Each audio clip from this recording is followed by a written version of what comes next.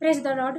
पिछले वीडियो में मैंने बताई थी कि अन्य भाषा में प्रार्थना करना और बुद्धि से प्रार्थना करने के बारे में मैंने प्रैक्टिकल भी आप लोगों के सामने रखी थी। फर्स्ट कुरिन्थियों के 14 अध्याय उसके 15 पद से मैं आप लोगों को कल के पिछले वीडियो में बताई थी कि जो उसमें पौलुस कहता है कि मैं क्या करूं कि मैं आत्मा से भी प्रार्थना करूं और बुद्धि से भी प्रार्थना करूं। तो दोनों को हमने एक साथ मैं आपको प्रैक्टिकल करके बताई थी। आज हम जो है उन दोनों को अलग अलग देखेंगे। आज हम देखेंगे वो है आत्मा से प्रार्थना करना।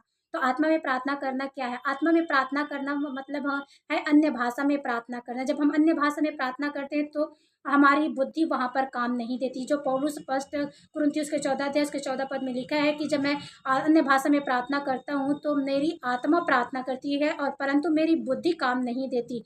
पर जब हम बुद्धि से प्रार्थना करते हैं तो ऑलरेडी हमको पता रहता है। जब अन्य भाषा में आत्मा से प्रार्थना करते हैं तो पवित्र आत्मा की अगुवाई में हम अन्य भाषा में परमेश्वर से विनती कर सकते हैं। आहें भर भर कर हम लोग उसे बयान से बाहर है, हम परमेश्वर से विनती कर सकते हैं, प्रार्थनाएं कर सकते हैं। जो पौलुस इस बात को रोमियो के जो है पत्री उसके 28 के और उसके 26 में इस बात को कहता है कि हमको किस रीति से प्रार्थना करनी है हमको नहीं पता, लेकिन पौलुस इस बात को कहता है कि आत्मा आप ही आहें भर भर कर वो बयान से बाहर प्रार्थना करवाती। मतलब परमेश्वर की अगुवाई में, पवित्र आत्मा की अगुवाई में अन्य भाषा में प्रार्थना कराती। तो जब अन्य भाषा में प्रार्थना करते हैं तो हम परमेश्वर की उपस्थिति को अपने अंदर महसूस करने लग जाते हैं। परमेश्वर के करीब जाने का जो जरिया है वो अन्य भाषा में प्रार्थना करना है। अन्य भाषा में जब प्रार्थना करते हैं तो आप अन्य भाषा में बातें करना और प्रार्थना करना दोनों का जो है एक जैसे लग सकता है।